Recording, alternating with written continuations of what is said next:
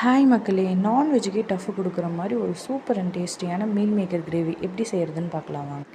சோம்பு 1 ஸ்பூன், சீரகம் 1 spoon, pepper 1/2 spoon, மல்லி 1 ஸ்பூன், கிராம்பு 2, பட்டை 1 துண்டு, கசகசா 1 ஸ்பூன், ஏலக்காய் 2, முந்திரி 3. நல்லா பச்சை வாசனை போனதுக்கப்புறம் தேங்காய் அரை மூடி சேர்த்து அதையும் நல்லா ட்ரை ரோஸ்ட் பண்ணி மிக்சியில் மாற்றி நல்லா பேஸ்ட்டாக அரைச்சி எடுத்துக்கோங்க. இப்போது தாளித்து விட்டுறலாம். சோம்பு, வெங்காயம், கருவேப்பிலை நல்லா பச்சை வாசனை போனோடனே இஞ்சி பூண்டு 2 ஸ்பூன் போட்டு ஆல்ரெடி சுடுதண்ணியில் வேக வச்சு எடுத்த சோயாவை இதில் ஆட் பண்ணிக்கலாம். ஒரு மிக்ஸ் கொடுத்துட்டு நம்ம ஆல்ரெடி அரைச்சி வச்ச பேஸ்ட்டை இதில் ஆட் பண்ணிக்கலாம். இப்போ தண்ணி எவ்வளோ தேவையோ அந்தளவுக்கு ஊற்றிக்கோங்க.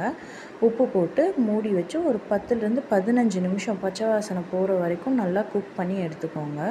ஃபைனலாக கொத்தமல்லி தழை போட்டு ஆஃப் பண்ணிடுங்க. நல்ல டேஸ்டியான meal maker gravy ready. Non veg சாப்பிடாதவங்க மிஸ் பண்ணாமல் இந்த ரெசிபியை ட்ரை பண்ணி பாருங்கள். இது சப்பாத்தி, தோசையோடு நல்ல காம்பினேஷனாக இருக்கும். இந்த வீடியோ பிடிச்சிருந்தால் லைக் பண்ணுங்கள், சப்ஸ்கிரைப் பண்ணுங்கள். பாய்.